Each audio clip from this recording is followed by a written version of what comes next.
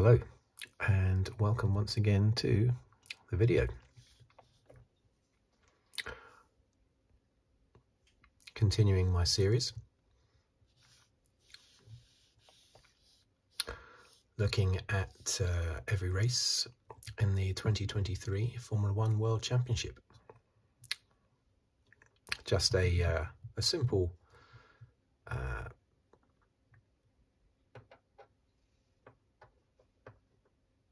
casual look at the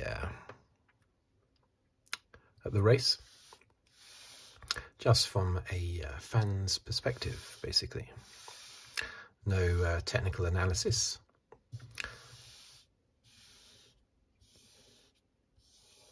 Just a simple fan's view. I watch the race, and I watch some of the, if not all of the post-race chit-chat and interviews, just to get a bit more insight. But basically I'm just going from what I see on the racetrack. So this was round 11. Officially round 12, of course, but we didn't have Imola, so we'll call it round 11. From Budapest in Hungary. What I normally do, of course, is I do write down the finishing positions, 20 finishing positions here. Then I do top 10 in the Drivers' Championship, and then the rundown of the 10 constructors in the championship. Okay, let's go.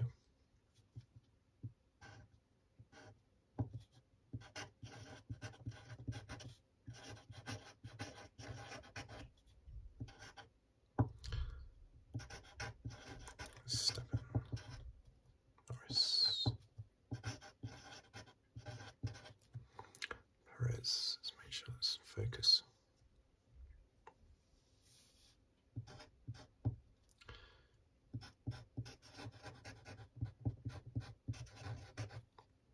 Hamilton,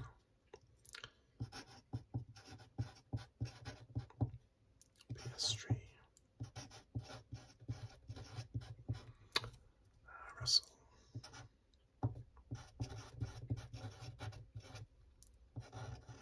Leclerc, Sainz, Alonso,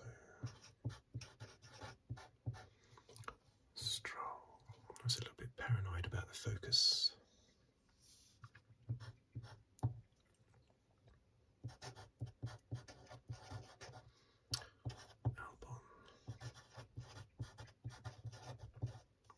Budapest,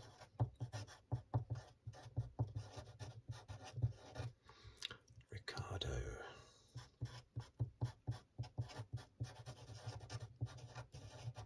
Hulkenberg,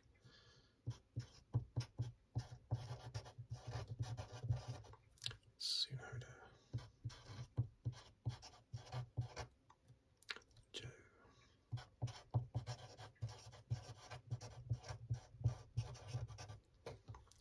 Magnussen,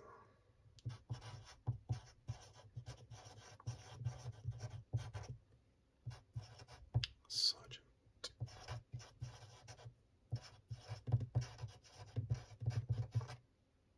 Ocon and Gasly.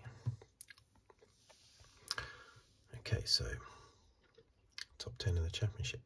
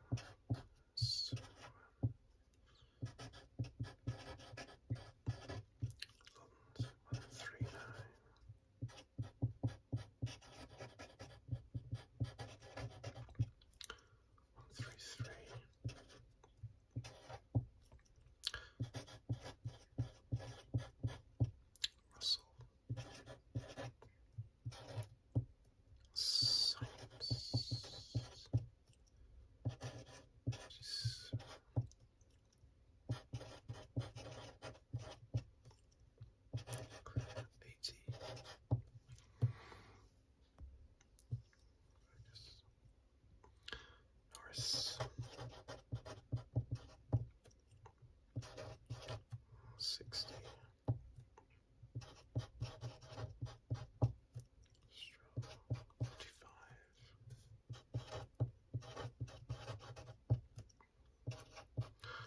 Okay, and the Constructors' Championship.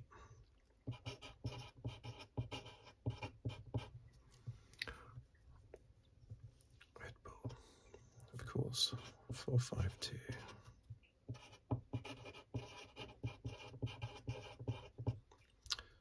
Mercedes 223.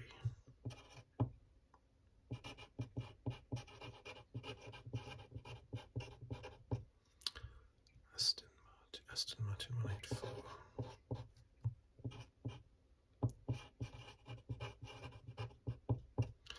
Ferrari 167.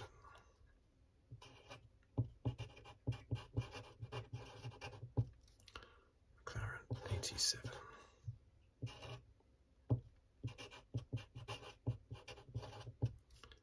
Alpine 47. Haas 11.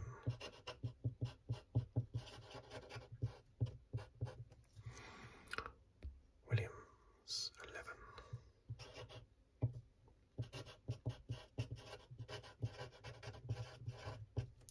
Alfa Romeo 9. AlphaTauri 2. Okay, so I was just reminded, actually, just when writing that down, Aston Martin.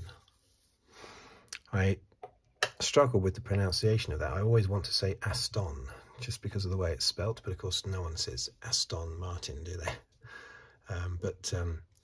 It feels like all my life with that car manufacturer, Aston Martin, I've always wanted to say Aston. It just doesn't, it sounds lazy saying Aston.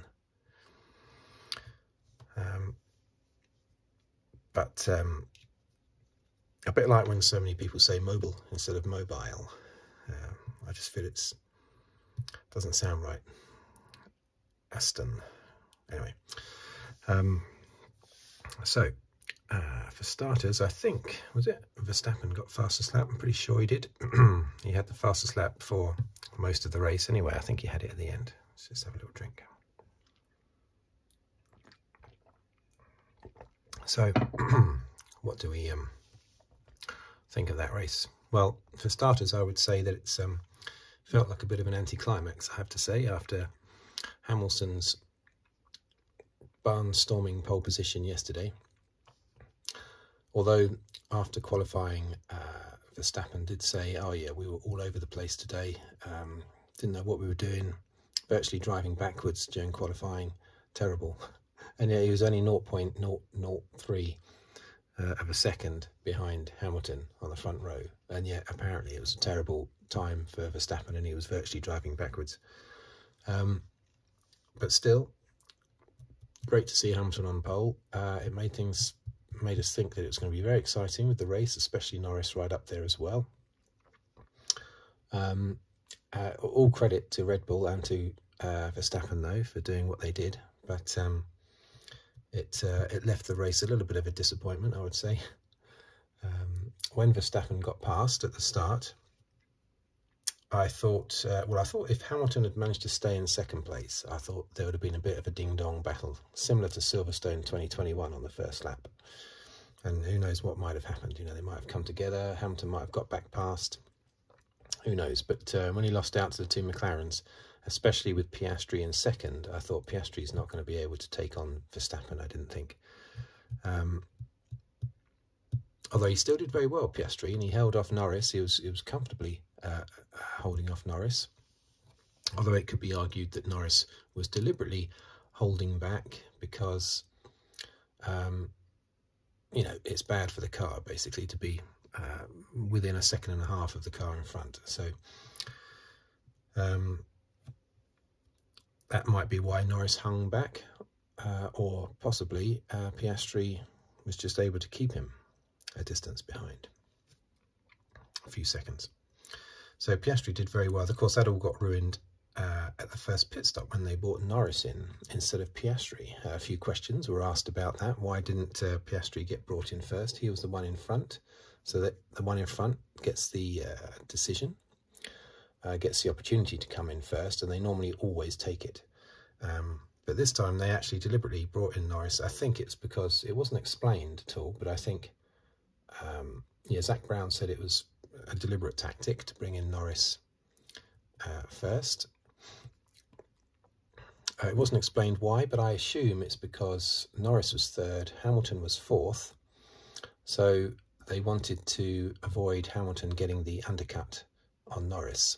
There was then a few seconds gap up to Piastri, so they probably thought Piastri was maybe safe, but they wanted to get Norris in first. They thought if Hamilton comes in before Norris, 1 lap before Norris, Hamilton will probably pass Norris. I guess that's what they were thinking. So if Piastri had been in third place, just ahead of Hamilton, they would have brought Piastri in first. I assume that was what the tactic was there. But unfortunately, it lost the place to Piastri. Norris was able to leapfrog Piastri and take that second place. And once he did that, he pulled clear away, basically. Piastri didn't seem to be able to stay with Norris. He was able to stay ahead of Norris, but again, was Norris deliberately hanging back to save his tyres? Or was Norris just quicker still? I would expect Piastri to be almost as quick as Norris now. Yeah, I know he's a rookie, but Piastri was so good in the lower formula that I would expect him to be on a par with Norris now. Even though we're only halfway through the season, that's how highly I rate Piastri, and how highly everybody rates Piastri. But also Norris is extremely good, of course, as we know. And then later in the day, of course, Piastri got passed by Hamilton and by Perez. He couldn't hold on to his tyres. Perez was slightly different because I think Perez was on mediums, wasn't he, at the end? And mind you, wasn't Hamilton on mediums at the end?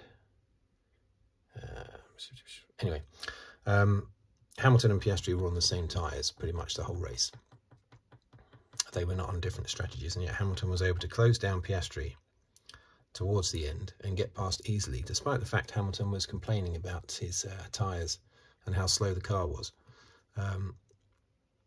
All through the race until the final part, when on low fuel and fresh tyres, he was super quicker than anybody else. And Russell was just as quick as well. So it's just because Piastri, for some reason, had a problem holding on to his tyres, basically, keeping his tyres going. That's why he lost out and came 5th. Now, Perez, I think if Perez was sort of level pegging in the championship with Verstappen, then him having that little off on the grass, putting a toe on the grass as he did in practice, first practice I think, wasn't it? Perez doing that would just be seen as a normal mistake that a driver can make, no big deal. And then him coming back to 3rd place from 9th on the grid, whilst not having the new side pods as well, because he had trashed that with his accident in first practice. So potentially a slightly slower car than Max's car, coming back from 9th to 3rd, would be seen as a good performance, and everyone would pat him on the back and say great. But unfortunately, because he's miles behind Verstappen in the championship, and Verstappen, this is his 7th win on the trot, unfortunately, it just looks like yet another race where Perez has been thrashed by Verstappen. That's the way it is, unfortunately. Every time if Perez manages to come home 2nd to Verstappen, it's not going to be seen as, oh, look at that, the Red Bull guys, 1 and 2, fantastic. No, it will be seen as, once again, Verstappen thrashing Perez. And Perez can only get out of that cycle if he starts winning races. It's no good finishing 2nd, 3rd, 4th. Only by winning races with Verstappen still in the race will he be able to achieve that. There's no point winning a race when Verstappen qualified 15th or something, and came up to 2nd. No, Perez has to win a race beating Verstappen a couple of times, then he'll be viewed in the same, he'll be forgiven more, basically. But see, this off that he had in first practice, had Verstappen had that off, no one would have been criticising Verstappen because of everything he's achieved. You know, specifically this season we're talking about. So,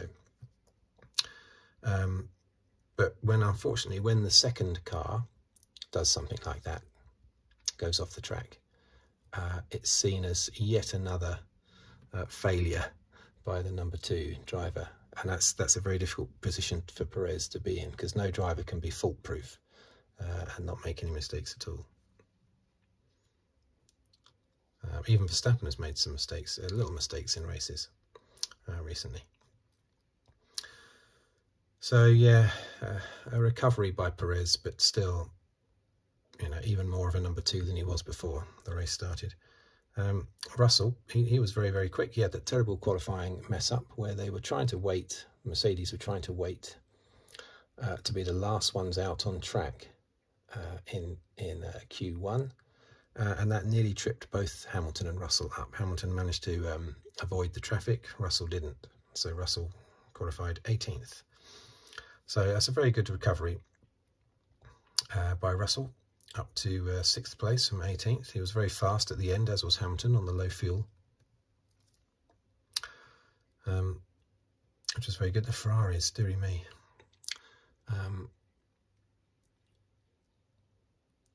They had a, was it Leclerc had a 5-second penalty, didn't he? What was that for? Was that speeding in the pit lane? I think it might have been speeding in the pit lane. They also had a problem on Leclerc's pit stop. They lost about 5, 6, 7 seconds, I think, due to the gun, wasn't it? The wheel gun, tyre gun, nut gun, whatever you call it, the wheel nut gun. I don't know. But they had to use another one anyway because it was faulty or broken in some way. So not really a fault of the mechanics at all, basically. But there just seems to be something always going wrong. It reminds me a little bit of 2008, that image in Singapore of Massa, Felipe Massa, driving down the pit lane with half of the Ferrari pit garage still attached to his car, if you remember. Fuel hose and everything trailing behind him. It looked like he just got married. It was terrible. And this sort of reminds me, the last couple of years reminds me of that Ferrari. Last year, a really good car that they somehow managed to not do anything with. Here they are, 7th and 8th. In what is probably the 4th fastest car at the moment. Maybe 5th fastest. It's sort of between Ferrari and Aston Martin, as to which is the 4th fastest at the moment. But it is terrible. I mean, they're languishing down in 6th and 7th in the championship. Under threat from Norris now. I fully expect Norris to come charging up. More so than he is. Only 3 races ago he had 12 points. Now he's got 60. Yeah, so how many? 36? 40, yeah, he scored 48 points in the last 3 races, Norris, which must be second only to Verstappen. So at this rate, he's going to blow past the 2 Ferraris quite easily. Not Russell, I don't think. Russell's not having a great season, but he'll hold off Norris. But at this rate, the way it's going, Norris will pass the 2 Ferraris in the championship. Yeah, the Aston Martins, what's going on there then? I thought they would be good. I know they were slow at Silverstone, but I thought they were struggling with drag at Silverstone. So I thought they would be better at the tight, twisty Hungaroring. But it wasn't to be. 9th and 10th, and that was pretty much their pace as well. So what's going on with Aston Martin? Apparently, Alonso believes it's because the car is not coping with the new tyre compounds, the new Pirelli tyre compounds brought in at Silverstone. He thinks the Aston Martin is struggling with that, whereas the Aston Martin team simply believe that they haven't improved their car over the last few races, whereas other teams have.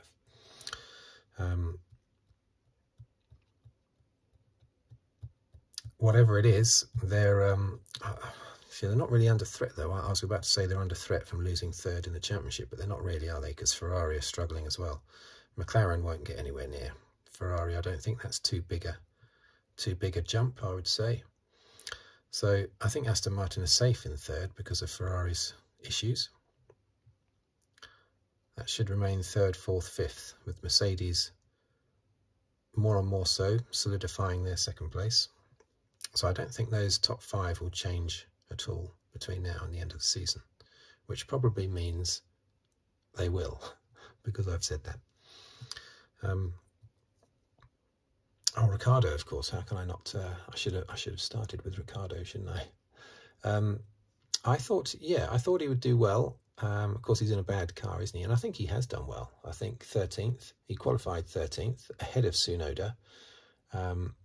He got caught up in that accident at the beginning, didn't he? When Joe had a really poor start from 5th on the grid. I think he was 5th on the grid, wasn't he? 5th or 6th? I think it was 5th. Unbelievable by the Alfa Romeo. I'm pretty sure it was 5th on the grid. Anyway, he had a bad start. Obviously, that stressed him out. So he went into the first corner a bit too energetically and tapped Ricciardo. Ricciardo then tapped, I don't know which Alpine, but one of the Alpines, which then ran over the top of the other Alpine. So, a total disaster for Alpine. But Ricciardo then was down to last place and recovered to 13th. Again, ahead of his teammate in 15th. So, I think that was a good first race for Ricciardo. I think that was good. I think he will impress in the second half of the season, even though Ricciardo has previous for not adapting well to new cars. Of course, it took him a while with the Renault, not too long, but it took him a while. And of course, McLaren was a bit of a disaster for him. So, how quickly would he get up to speed with the AlphaTauri? Well, it's difficult to tell from this race, but it's definitely a good, solid performance, I would say, he's put in. I'm quite impressed. So, yeah, Alfa Romeo didn't score any points today. Terrible, considering their qualifying position. And the Alpines didn't score any points. I think, though, they're safe in 6th place. Obviously, it's a disaster for them, but I can't see any of the teams behind catching them. They're not going to get anywhere near Alpine, I don't think. And Alpine know they're not going to catch McLaren. So Alpine are set in 6th place. Nothing's going to change there, I don't think. This was, of course, Red Bull's 12th win on the trot, although only their 11th win on the trot within one season. McLaren did it in one season, first 11 races in 1988, before Jean-Louis Schlesser, I think it was, took out Ayrton Senna in a chicane at Monza, well, 2 laps before the end of the race. Otherwise, McLaren would have ended up winning all 16 races in 1988. This is probably a greater achievement, what Red Bull have done here, because even though McLaren were more dominant in 88 than Red Bull have been this year, that was simply because there were only 3 cars in 88 with turbo engines, weren't there? It was just McLaren, Ferrari and Lotus. And the Lotus was woeful, that was nowhere, and the Ferrari were miles behind as well. Just picking up third place. Berger kept finishing 3rd behind the 2 McLarens, basically.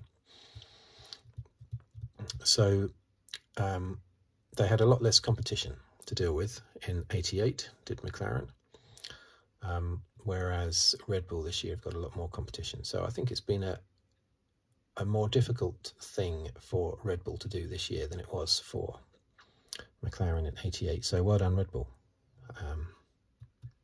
Have to congratulate them. It is an amazing performance. And, of course, well done for Verstappen, 7 wins on the trot. With him winning these 7 races, I've been reminded of Nico Rosberg, of course, winning 7 races on the trot, which seems bonkers. Lewis Hamilton's teammate, 7 wins on the trot. Of course, he won the last 3 races in 2015. Hamilton could be argued that he had relaxed by then, because he had already won the championship in 2015, and then there were 3 races after that. And the inference is that Hamilton took his foot off the pedal a little bit. Surprises me, because they sort of want to win every race they're in, but it may well have been a subconscious foot off the pedal, not a conscious one. And then, of course, Rosberg won the first 4 races in 2016 due to a lot of bad luck from Lewis Hamilton. Not so much in the first race, I think. In Australia, Rosberg out-qualified Hamilton and then just stayed ahead of Hamilton the whole race. So that was a justifiable win. The other 3, I think, from my memory, there were lots of problems for Hamilton, especially in qualifying. But anyway, yeah, that reminded me of Nico's amazing 7 wins on the trot. So that's very impressive by Verstappen. Toto Wolff described this year's championship as being F1 versus F2. Yes, it is a little bit like that. However, it's only Verstappen that's managing to thrash everybody. Perez is not managing it. So it's not Red Bull thrashing the other teams so much. Yes, they are better. They have got the better car. But it's their lead over the other teams is being exaggerated by Max's performance, basically. I thought that whole trophy thing was quite amusing.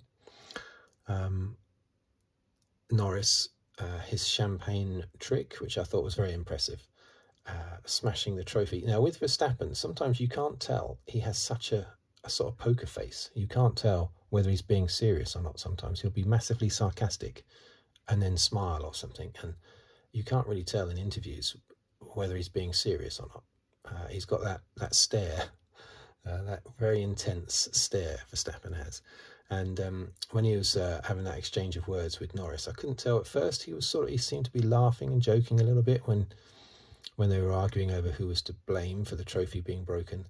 But then towards the end, it seemed to get a little bit edgy, as if Verstappen was being a little bit more serious. And it even looked like Norris, even though they're best mates, it looked like Norris was a little bit unsure as to whether or not Max was being serious or not. And then right at the end, Max dropped in a quick little smile again, as if to say, no, I am joking. But yeah, it did. The exchange over the trophy between them went on a little bit too long for it to be just a jokey thing. I suspect he is irritated, because they keep those trophies, don't they? I believe they keep those trophies. So maybe they'll give him a replacement one, I assume, but maybe not, because it was in the back of the Red Bull garage, wasn't it? As if it was down to Red Bull to fix it. Perhaps the circuit doesn't have a replacement one. Who knows? So who else haven't I mentioned? The Hasses, yeah, well, they were doing their usual thing towards the back. Albon in his usual 11th place. Sargent, he was, what was the problem with Sargent in the end? Oh, he retired, didn't he? Yeah. In the end, Sargent retired. Bottas, yeah, he often finishes 12th. That's one of his standard finishing positions. And of course, Ocon and Gasly. I wonder how they decide who came 19th and who came 20th with that accident at the start. Officially, who came 19th, who came 20th. I mean, they decided on Ocon 19th. Maybe Ocon qualified ahead of Gasly. Maybe that's how they decide. And in the championship, I'm amazed that Verstappen's only 110 points ahead of Perez. Considering he's won 9 out of 11 races and finished second in the other 2, I'm amazed it's not a bigger gap than that, but there you go. But Perez is now getting a bit of space once again between him and Alonso. I felt sure Alonso was going to pass Perez earlier in the season, but that's probably not going to happen now. Hamilton should get past Alonso. I don't think Russell will catch Alonso though. Norris might get past the Ferraris. This will pretty much stay the same. There'll obviously be there's room for a bit of jiggery pokery in the last 4. But the championship is pretty flat. Obviously, there's no fight in the championship. Obviously, the teams, there's a desperate fight amongst these teams down here, desperately trying to get just one place higher because it's worth a lot of money for them. The teams at the top don't care, though. I shouldn't think. Don't care that much. Aston Martin might do because they're quite new, so they may well, you know, be quite keen to finish second instead of third. I don't think Mercedes, it bothers them at all, basically. Right, so there you go. The Hungarian Grand Prix, a bit of a anticlimax, basically. But congratulations. It's great to see history made. I've said that before. I might not want Verstappen winning every race and Red Bull winning every race, but it's nice to be there when records are set, basically. And Verstappen is not far off the record for the most number of wins on the trot, which is 9, held by Sebastian Vettel in 2013 and Alberto Ascari across 2 seasons, which I think was 52 and 53. Ascari won 9 races. Vettel won 9 races, so I think that's the most. No one's ever done 10, I believe, so that would be quite something. I wouldn't be disappointed if Verstappen won the next 3 races. Yeah, I don't really want him to, but that'd be a great thing to see, a great record. 10, nice round number as well. So there you have it, the Hungarian Grand Prix. Next week we have the Belgian Grand Prix, of course. We'll see what happens there. Thank you very much for watching and for listening. I will see you on the next video. If you'd like to subscribe, please do so, or like or comment. And I will see you next time. Thank you very much.